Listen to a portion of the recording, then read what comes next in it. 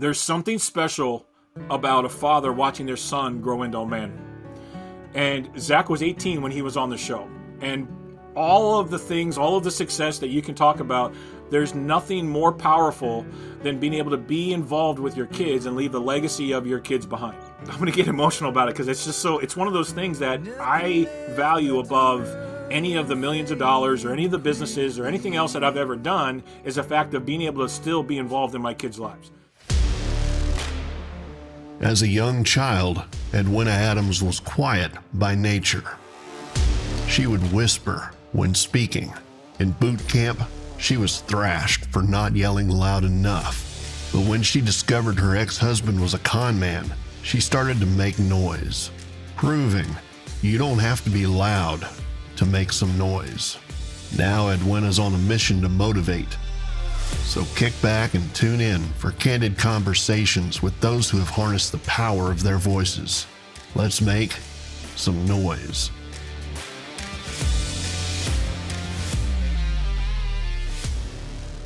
Welcome to Let's Make Some Noise, where no matter what you sound like, you can make some noise. And this is where NOISE is my acronym for a narrative of inspiration, strength, and encouragement.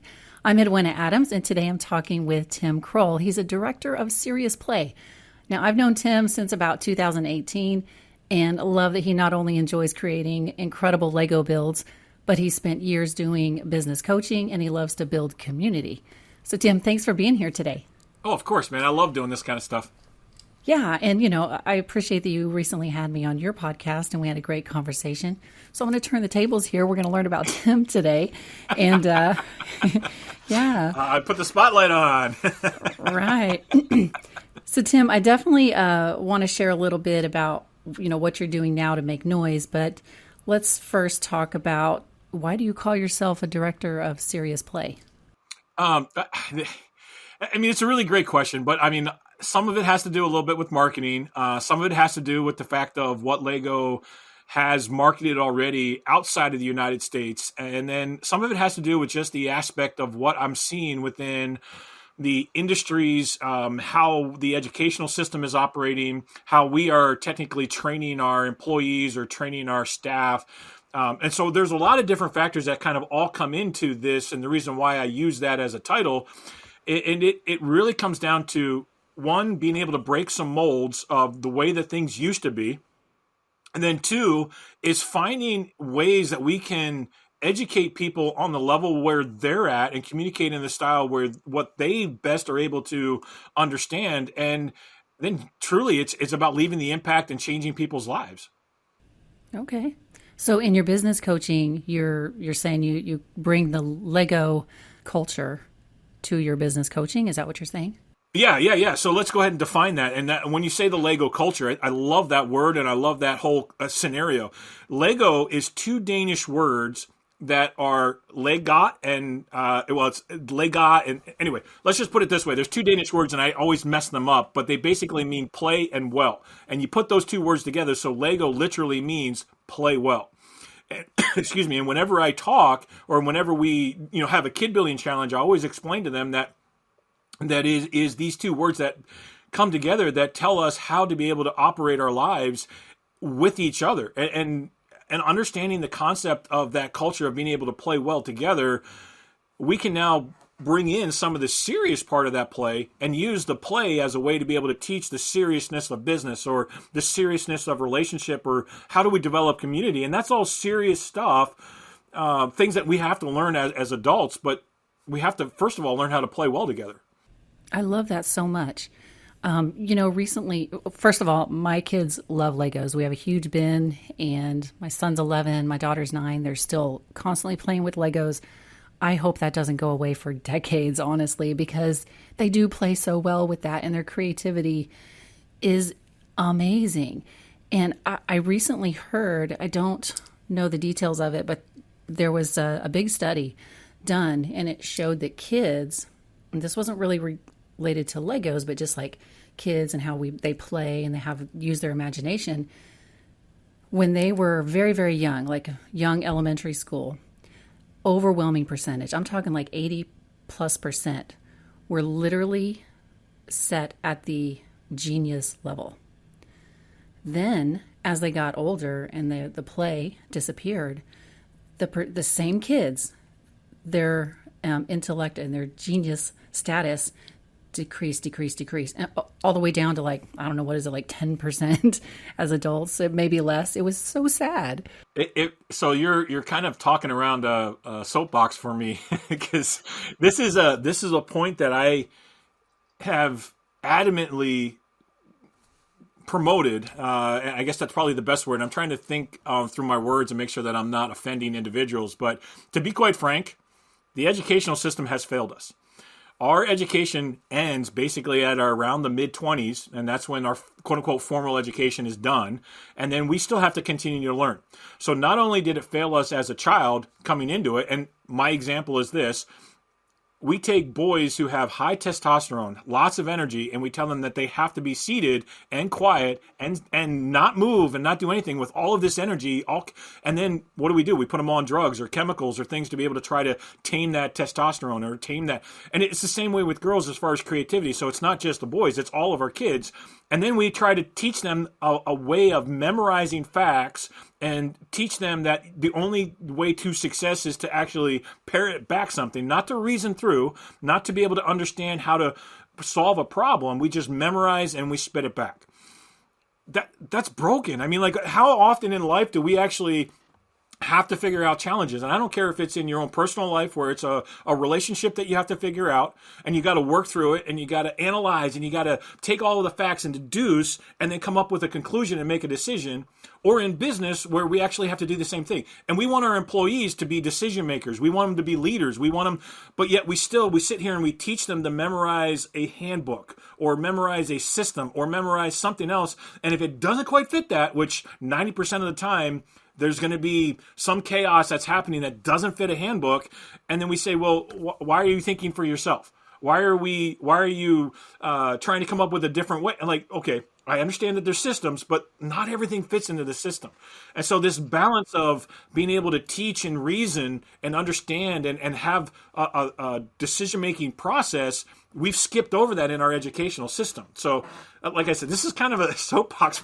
Let me give you this one last example because this is really how it is. And I love my sister to death. She was a straight A student. Really, really solid as far as when it came to studies all the way up through elementary. She never had to worry, never really had to even work for an A. Always got them. I was a C student. I was basically at best a C student. Really had to work hard on trying to memorize these things. I just couldn't do it very well. We took I don't know what, it's an IQ test. We took an IQ test. And based on all of society and all of the false narratives, I came to the conclusion I was going to score way lower than what she did. Funny thing is, I actually was almost 100 points higher in IQ than what she did, even though that she was getting straight A's. And it to this day, it kind of boggles me because of the different ways we, as a society, we've really attempted to try to make monkeys learn how to swim and fish how to climb trees. And it's a broken system. And that's why, again, so let me bring it all back full circle. That's why I'm so passionate about the serious play, because I learned that way. I learn when I'm hands-on and I have the ability to reason through, solve a problem. I learn that way. And I would say 90 to 95% of our population also learn that way. And we just got it. We got to get back to that. I'll be quiet now. No, I love it. I love you're passionate about it. And that's why you're good at, being director of serious play, because you do believe what you're teaching. And I have come to the same conclusion. I think we were made to be creative beings, and if we're not allowed to use that in life, then it really can hold us back. I think as far as the education system go, I think teachers in general, they're amazing. They have big hearts. They love kids, most teachers. And I do wish that our system in America was more equipped to handle just what the kids need. So then those teachers who are loving and truly do care can come in and do what you are talking about. Exactly. And I can attest, because I've talked to many, many, many teachers across the country that express frustration with the educational system as well, and the confining aspects of the educational system. In fact, there are many teachers that are leaving the public school or the educational system and finding better ways to teach kids because they're so passionate. So this is not a knock against teachers in any way.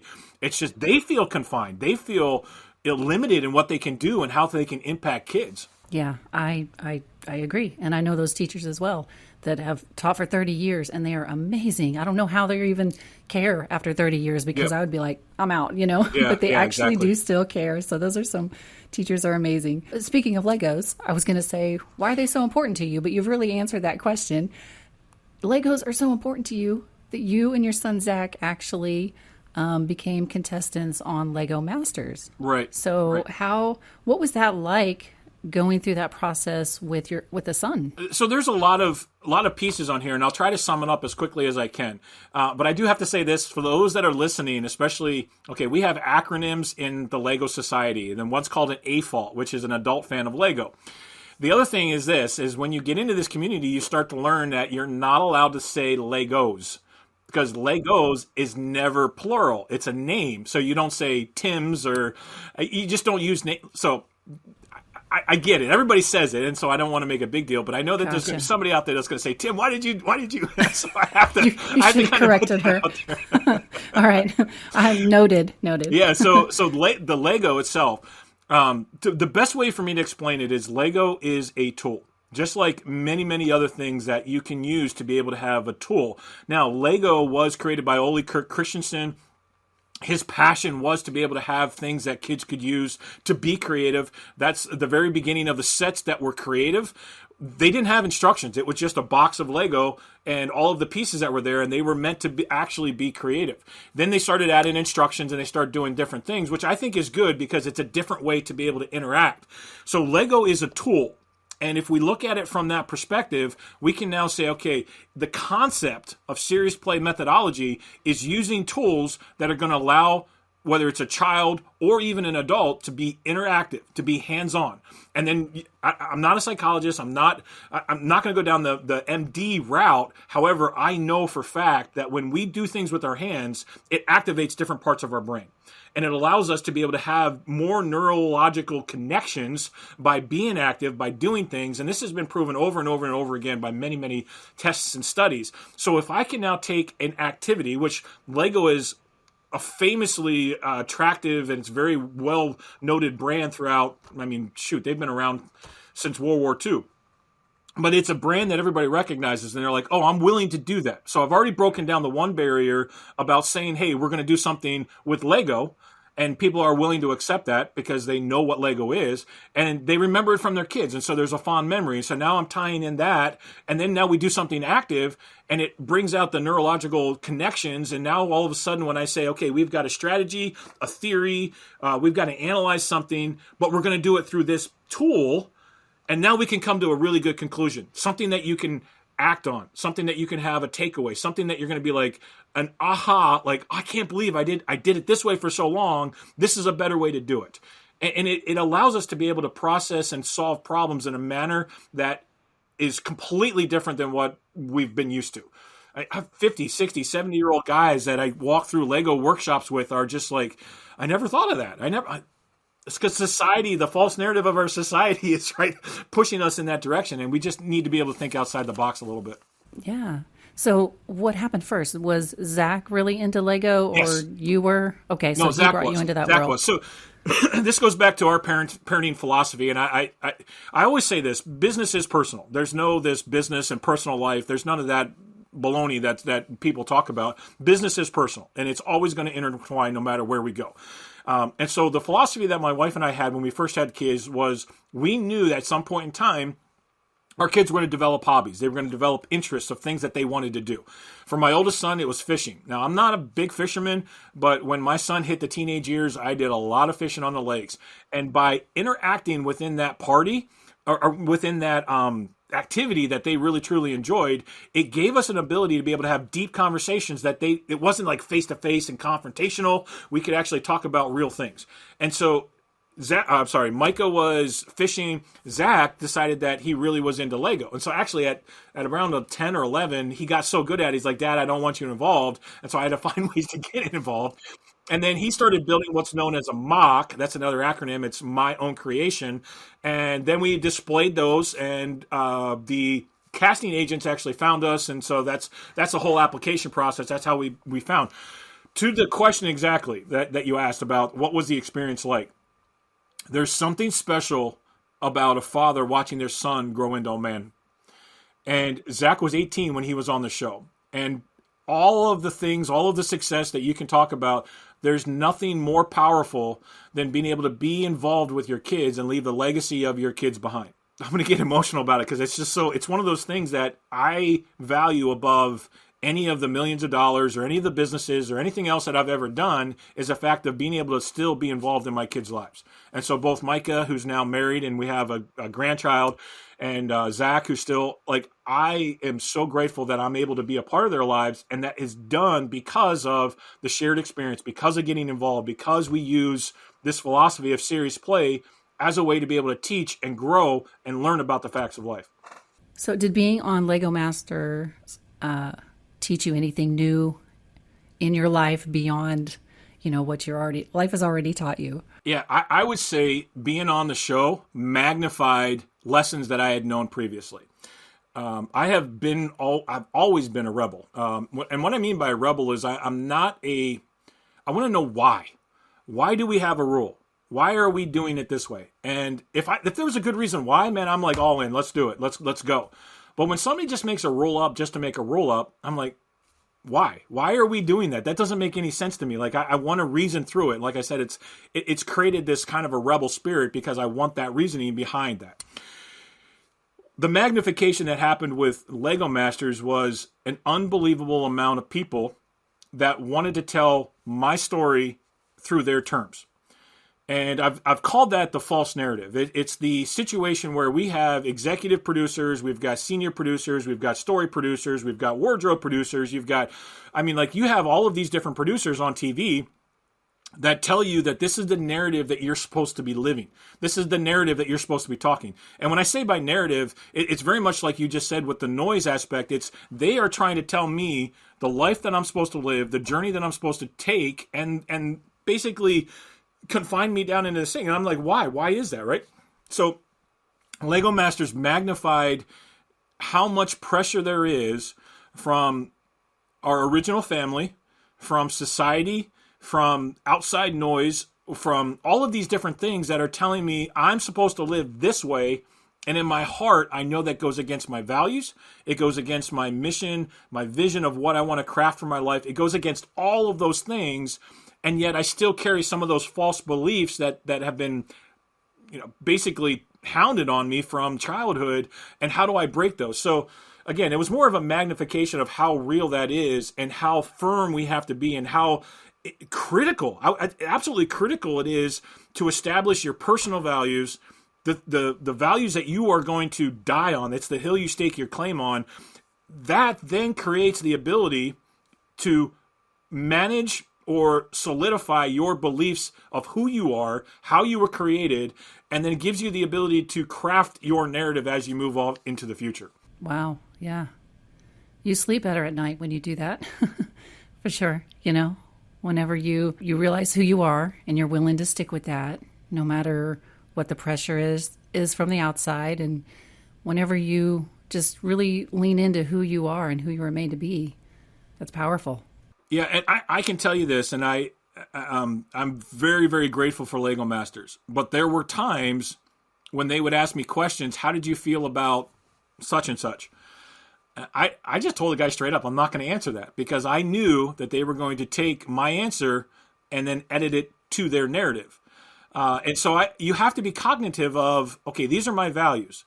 This is my character. This is my life. And this is how I'm choosing to live my life based on my values. And trust me, when I say this, you have to have a solid moral foundation in order to make your narrative a true narrative. Otherwise, you're still, whether you know it or not, you're actually following somebody else's narrative. You've got to find that moral base. You have to have those values. And if you don't, again, you're going to go way off the deep end and say, well, no, this is my true narrative. But no, dude, trust me when I say this, you have to have that base. And so by having that base, it gives us the ability to make the decisions that we need to be able to move forward into where we're headed and what's going on.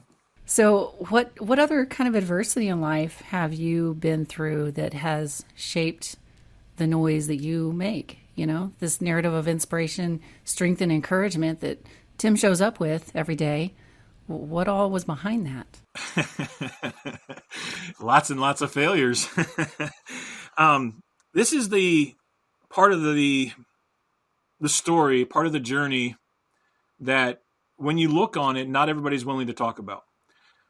We as a society, again, we look at success and we just want to know about the highlights of your life. We want to know about the fact that I was on Lego Masters, or we want to know about the fact that I built a company to $15 million in a month. Or they want to know about and so we skip all of the hard parts and we skip over all of the things that we actually learned. So we skip over the fact that I owned a company and I lost 2 houses and I lost a vehicle and that almost went bankrupt. And we skip over the fact that, we went from a 4,000 square foot house down to 1,000 square feet because I just couldn't afford anything. Or I skip over the fact that I got fired, or that I built up multiple companies, or that I've been through lawsuits after lawsuits because somebody was not faithful in what they promised or something. There's so many challenges. Here's the core of where I think this should really impact people's lives. And the one is the fact that if we're willing to talk about the challenges and the failures, we can reach back and we can help people that are in that exact same position, because we have empathy and we can understand that somebody else is going through some of the same pains and some of the same challenges. And when we feel most alone is honestly when a stranger sometimes will just say something to you and it just changes the entire trajectory of your life. The biggest shift that I had, and I honestly don't know why, other than I felt like God was placing this on my heart, is when we moved from Meadville to Rochester, New York. And it was only me that made that decision because everybody else was dead set against me. My parents, in fact, my wife, she fought me tooth and nail and didn't want to move. But it was that move that started, I would say, a moment of self-growth for personal development for me personally, that allowed me to see that the world is much bigger than just this small little town that I lived in, and that there's much more opportunity. There's more things that are out there. It also created a scenario where I had to ask for help. And all prior to that, there's a song by Toby Keith. It's How Do You Like Me Now? And that was kind of my theme song for a long time. And I still like the song, but it was almost out of arrogance and out of ego, where it's like, I'm going to do this. I'm going to pull myself up on my bootstraps. But moving into a new area forced me to ask the community for help. It forced me to be able to try to make friends and be able to have a different outlook on life. So that was the beginning. But I still was chasing money, still chasing name, still chasing titles. And it wasn't until about, I would say, 5 or 6 years ago, where I had a scenario, a situation where emotionally exhausted, physically, mentally, spiritually. On every level possible, I was exhausted because I was running an e-com business doing lots and lots. And I got back home from a Christmas event that we were traveling, and the garage door fell down and I couldn't get it up for some reason. But I was so drained that I couldn't think creatively. I couldn't think like, hey, how do we solve this problem? And so in my mind, something just snapped. And I started beating the crap out of the garage door, trying to just get through it, because in my mind, I was just like, I just have to get to the other side. I just have to open this up. And so I'm like doing the WWE, like, wah! And I'm like, I'm just going crazy. Meanwhile, in the back of my head, an alarm starts going off. And it's like, dude, your kids, your wife's in the car watching this. And I'm like, oh, is this the type of person? Is this the individual that I want to be? Is this the example? Is this the legacy that I want to leave? Because it's not a good one. It's somebody that's chasing something, burning themselves out, but not willing to be able to be involved with their family life and just totally abandoning a lot of that. And so that was another, I would call it a wake-up moment. And I had to go back, obviously, and apologize. And I talked to the kids. But at that moment, and again, I think God brought all of this together at the same time, a good friend and the mentor, Tony Grubmeyer, we started building a relationship at that exact same time. And it was his questioning and his words, and I've shared this before. He's got a Be Fulfilled journal. That journal started me on a path of personal development that has been unmatched and is still going on to this day. And honestly, I forgot your original question, so I'm hoping that this touches on where we're at. But if we don't learn to build ourselves, to work off of the values, then I would have never had Lego Masters. I would have never had the relationship that I have with my boys. I would never have any of this stuff. And it was all because I had that moment of, aha, I need to fix me. I need to work on what I'm chasing in order to be able to leave a legacy that's going to be powerful. And again, comes back to the serious play aspect of how are you developing your own personal life in conjunction with your business life, because they've got to grow together. Yeah, that's awesome. And that leads me to my next question of what legacy do you want to leave with your noise? The biggest legacy that I want to make sure that I'm leaving is that I've impacted people. And that is the thing that I get up for every day. It is the reason why I do what I do, is have I been able to impact somebody's life? And I could tell you story after story, and I actually, it means more to me when somebody sends me a card or comes back to me and tells me, hey, this is this and whatever. In fact, one of the things that we were involved with, you and I, when we first met, was through Josh in Ludington specifically, and we were doing the AGS event.